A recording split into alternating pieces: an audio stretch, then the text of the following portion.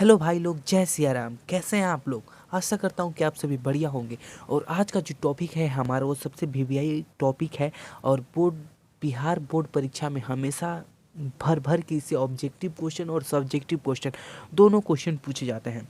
तो चलिए टॉपिक की ओर बढ़ते हैं। जो पहला हमारा टॉपिक है वो है प्रकाश का परावर्तन तथा अपवर्तन। इसके बारे में हम आज को डिटेल को पढ़ने वाले हैं। तो चलिए स्टार्ट करते हैं इस टॉपिक को। तो सबसे पहले आ जाता है हमारा प्रकाश के परिवर्तन किसे कहते हैं। आपको पता ही होगा कि प्रकाश का परिवर्तन किसे कहते हैं, क्योंकि सबसे आसान क्वेश्चन है और सबसे वीवीआई भी क्वेश्चन है, जो हमेशा ना हमेशा पूछा जाता है पहली पारी या दूसरी पारी में। तो चलिए क्वेश्चन की ओर बढ़ते हैं। आंसर जो है हमारा लिखा है कि प्रकाश का परिवर्तन तब होता है जब प्रकाश की किरण कोई पॉलिश की हुई चिकनी सतह पर टकराती है या गिरती है और पुनः उसी दिशा में वो वापस लौट जाती है या उछल जाती है, उसे ही प्रकाश का परिवर्तन कहते हैं। और चलिए इसकी डायग्राम पर चलते हैं। इसका डायग्राम में आप देख सकते हैं, ये एक प्रकाश की किरण है और ये पॉलिश किया गया सतह है। और जैसे ही प्रकाश की किरण जो है पॉलिश की हुई सतह से टकराती है, पुनः उसी दिशा में लौट जाती है, इसे ही प्रकाश का अपवर्तन करते हैं। आई होप कि आप प्रकाश का परिवर्तन समझ गए होंगे। चलिए प्रकाश के अपवर्तन में चलते हैं। और आ गया क्वेश्चन, प्रकाश का अपवर्तन किसे कहते हैं। तो आपको पता भी होगा कि इसका आंसर क्या होगा। इस क्वेश्चन का आंसर आपको पता होगा। और आपको ये भी पता होगा कि ये सबसे वीवीआई क्वेश्चन है 2024 के लिए। और ये हर वर्ष पूछा जाता है पहली पारी या दूसरी पारी में। तो चलिए क्वेश्चन की ओर बढ़ते हैं।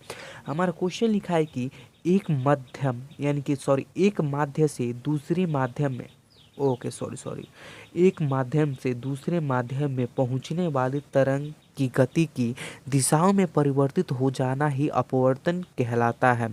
यानी कि मान लीजिए आपको एक ये माध्यम होगा और ये एक दूसरा माध्यम होगा, और ये प्रकाश की किरणें हैं, जैसे एक माध्यम से दूसरे माध्यम में जाती हैं तो उनके क्या होता है, उनके दिशाओं में परिवर्तन आ जाता है। जैसे कि आप देख सकते हैं, ये जो किरण है सीधा ही इस तरह जाना चाहिए था, लेकिन एक माध्यम से दूसरे माध्यम में जाते ही ये थोड़ा सा मुड़ जाती है।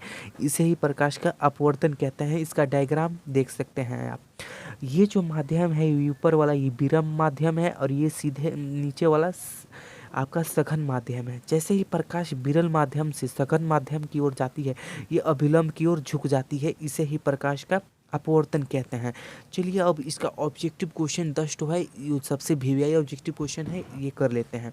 सबसे पहले जो ऑब्जेक्टिव हमारा क्वेश्चन है, लिखा है कि प्रकाश गमन करता है, यानी कि प्रकाश जो है कैसी लाइन में गमन करता है। तो आप सभी को पता होगा, प्रकाश जो है वो सीधी रेखा में गमन करता है। ऑप्शन ए इसका एकदम राइट आंसर हो जाएगा। अगले क्वेश्चन की ओर बढ़ते हैं। लिखा है कि प्रकाश का वेग न्यूनतम होता है, यानी कि प्रकाश का जो चाल है वो सबसे कम किस में होता है, तो कांच में होता है। और आपसे पूछ दे कि सबसे ज़्यादा किस में होता है, तो आपका निर्वात में होता है। और इस क्वेश्चन का आंसर ऑप्शन डी है, तो इसका एकदम राइट आंसर हो जाएगा। अगले क्वेश्चन की ओर बढ़ते हैं। अगला क्वेश्चन जो है ये चैप्टर से थोड़ा हट के है, लेकिन हाँ इसका तुरंत ही पार्ट आपको आएगा तो आप देख सकते हैं। और ये जो है मोटर गाड़ी के चालक के सामने लगा होता है, ये दर्पण के बारे में है। आपको पता होगा कि दर्पण कितने प्रकार के होते हैं, तो दर्पण 3 प्रकार के होते हैं और तीनों प्रकार के दर्पण आपको पढ़ना है अगले वीडियो में। तो अभी इसका क्वेश्चन कर लेते हैं। तो लिखा है कि मोटर गाड़ी के चालक के सामने लगा होता है, तो क्या लगा होता है, तो अवतल दर्पण लगा होता है। ऑप्शन सी इसका एकदम राइट आंसर हो जाएगा।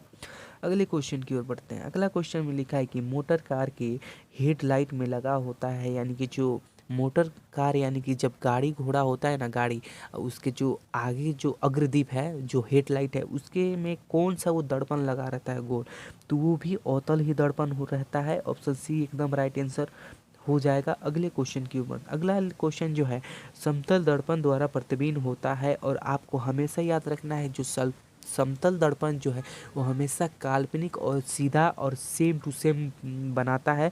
तो यहाँ पर काल्पनिक हो जाएगा। ऑप्शन बी इसका एकदम राइट आंसर हो जाएगा। अगले क्वेश्चन की ओर बढ़ते हैं। अगला क्वेश्चन लिखा है कि लेंस की क्षमता का एसआई मात्रक क्या होता है, तो डायप्टर होता है। ऑप्शन ए इसका एकदम राइट आंसर हो जाएगा। और लेंस के बारे में भी आपको पढ़ना है और आगे पढ़ना है तो अगले वीडियो में। तो चलिए क्वेश्चन की ओर बढ़ते हैं। लिखा है कि प्रकाश की किरण का पथ दर्शाने का चित्र मतलब कि कहा जाता है, यानी कि चित्र को कौन सा दर्शाता है, तो किरण आलेख जो है यही दर्शाता है। तो ऑप्शन ए इसका एकदम राइट आंसर हो जाएगा। अगले क्वेश्चन की ओर बढ़ता है।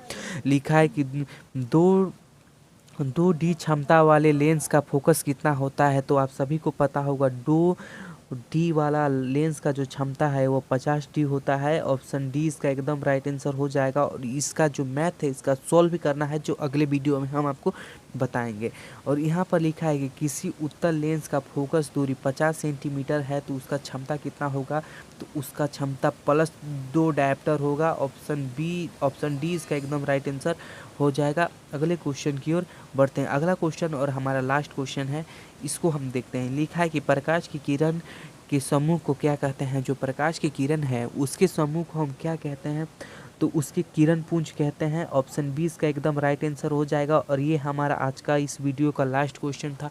तो अगली वीडियो में फिर मिलेंगे लेंस और दर्पण के बारे में कुछ अनोखी जानकारी लेकर, और जिससे आपको फ़ायदा पहुँचे। तो इस वीडियो में इतना ही। अगर आप इसका PDF डाउनलोड करना चाहते हैं तो हमारे टेलीग्राम ग्रुप में जाके ज्वाइन हो जाए, के 7 स्टडी क्लासेस, और वहाँ से आप फ्री में वीडियो और PDF को डाउनलोड कर सकते हैं। तो अगले वीडियो में फिर मिलेंगे, तब तक के लिए जय हिंद, जय भारत।